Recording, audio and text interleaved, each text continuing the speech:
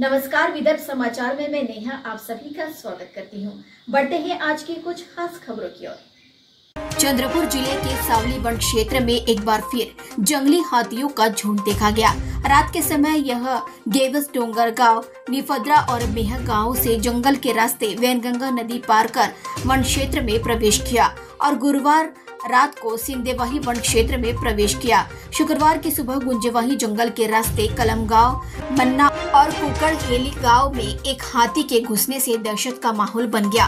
कलम गांव, गन्ना, कुकड़हेली गांव में जंगली हाथी के आने से हालांकि कुछ समय के लिए कौतूहल का माहौल रहा, लेकिन देखा गया है कि हाथी द्वारा उनका पीछा करने से नागरिकों में भय का माहौल बन गया है।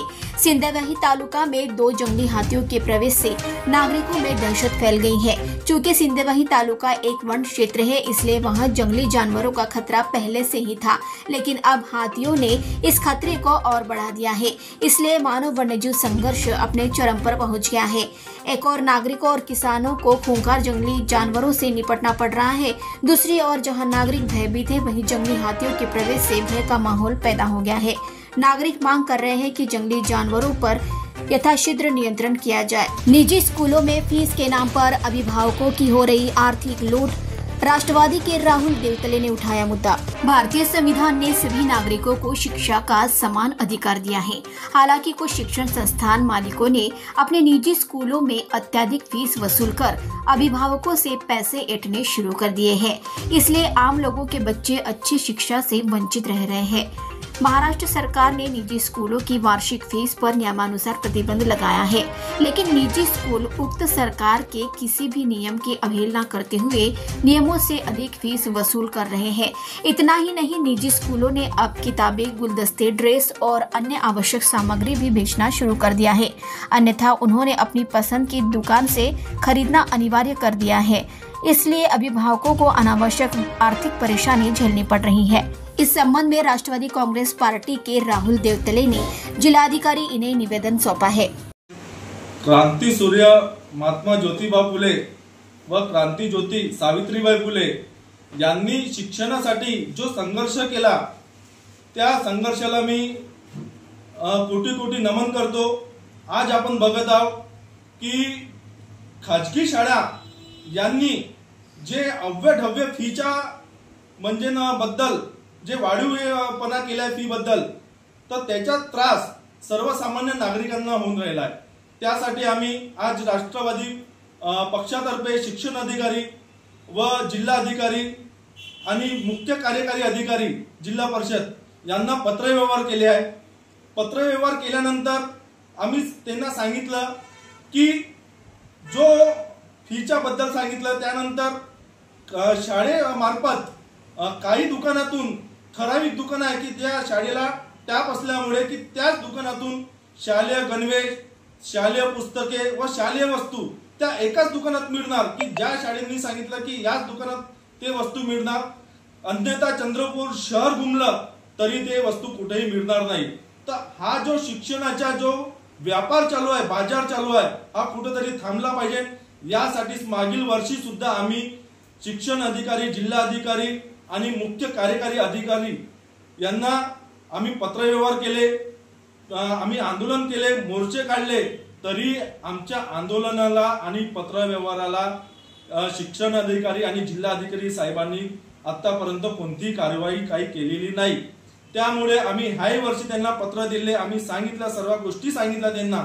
याही वेळेस अगर तुम्ही जर उचित कारवाई करणार नाही तर अन्यथा आम्ही याच्यापेक्षा तीव्र आंदोलन करू। अन्यथा नाही तर आम्ही या शाळेसमोर जाऊन आंदोलन करू की आमच्या या सर्वसामान्य माणसाकडे आज महागाईचा एवढा मोठा काळ आहे, आज पैशाची मरमर होऊन राहिली।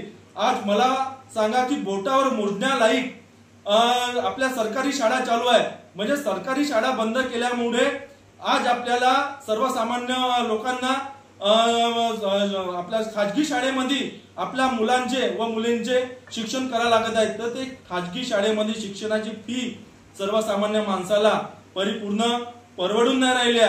यासाठी कुठेतरी हा भ्रष्टाचार थांबला पाहिजे, म्हणून राष्ट्रवादी काँग्रेस पक्षातर्फे आमची ही मागणी आहे, हा भ्रष्टाचार थांबावा। जय हिंद, जय महाराष्ट्र। मन से करेगी जन आंदोलन। क्या है मामला, आइए देखते हैं इस खबर में।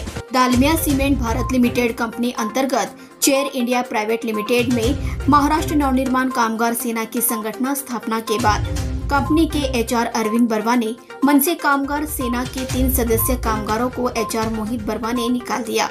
कंपनी व्यवस्थापन के विरोध में कार्रवाई कर कामगारों को न्याय दिया जाए, अन्यथा महाराष्ट्र नवनिर्माण कामगार सेना कंपनी परिसर में गांव के नागरिकों को लेकर जन आंदोलन करेगी, ऐसी चेतावनी सहायक कामगार आयुक्त को दिए गए ज्ञापन में मनसे ने दिया है। दालमिया कंपनीमध्ये जे 30 कामगार जे आहे त्या कंत्राटी कंपनीच्या कामगारांनी महाराष्ट्र नवनिर्माण कामगार सेनेच्या कार्यालयामध्ये येऊन त्यांनी सदस्यता नोंदणी केलेली होती आणि त्या संदर्भामध्ये मुंबईवरून एक अधिकृत पत्र जे संघटनेच्या माध्यमातून ते कंपनी दालमियाला देण्यात आलेलं होतं।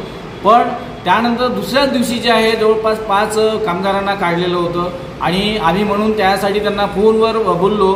जे अरविंद बर्मा जे आहे तिथले HR जे स्वतः जे परप्रांतीय आहे आणि ते आम्हाला शिकवतात की इथले स्थानिक लोकांना आम्ही घेतलेलं आहे, पण जवळपास 50% जास्त लोक हे परप्रांतीय आहे आणि म्हणून त्यांना आज आम्ही इशारा दिला की तुम्ही त्वरित जे आहे आमचे काढलेले कामगार जे परत घ्या, अन्यथा आम्ही आमच्या पद्धतीने उत्तर देऊ। पण त्यांनी त्याचं ते न ऐकता त्यांनी बरं तुम्हाला जे करायचं ते करा, म्हणजे अशा प्रकारची मुजुरी HR जे आहे बर्मा यांनी केलेली आहे। आम्ही त्यांना सोडणार नाही। मी सहाय्यक कामगार आयुक्त कार्यालयामध्ये आम्ही ते पत्र देऊन त्यांना सांगितलेलं आहे की त्वरित जे आहे जे काढलेले कामगार घ्या, अन्यथा महाराष्ट्र नवनिर्माण कामगार सेनेच्या माध्यमातून त्या परिसरातील संपूर्ण गावाच्या नागरिकांसोबत हे जनआंदोलन छेडू आणि स्थानिक मराठी भूमिपुत्राच्या हक्कासाठी आम्ही शेवटच्या क्षणापर्यंत। दालमिया सिमेंट कंपनीतील 3 ते 4 कामगारांना बेकायदेशीर काढण्यात आला। ते कंपनीचे 30 कामगार लोक माझ्या कार्यालयामध्ये आले होते युनियनसाठी। ते युनियन आपण बनवलं, त्यांच्या पूर्ण लेटर वगैरे तयार करून आपण ते लेटर मुंबईवरून आपलं कामगार सेनेची युनियनचं लेटर आल्यानंतर आम्ही लोक कंपनीला गेलो ते लेटर द्यासाठी 26 तारखेला। ते गेल्यानंतर ते कंपनीचा मॅनेजमेंट ते युनियनचं लेटर घ्यायसाठी पण आलं नाही। त्यांचं म्हणणं होतं आम्ही येणार नाही, तुम्हाला द्यायचं असेल तर सिक्युरिटी गार्डाला तुम्ही देऊन द्या। ते आम्ही लेटर तिथं सिक्युरिटी गार्डाला देऊन आल्यानंतर दुसऱ्याच दिवशी तिथले जे आपले कामगार होते जे युनियनमध्ये आले होते त्या कामगारांना 3 ते 4 कामगारांना कंपनीमधून काढून टाकले। खबरों में बस आज इतना ही। ताज़ा खबरों के लिए देखते रहिए विदर्भ समाचार। तब तक के लिए नमस्कार।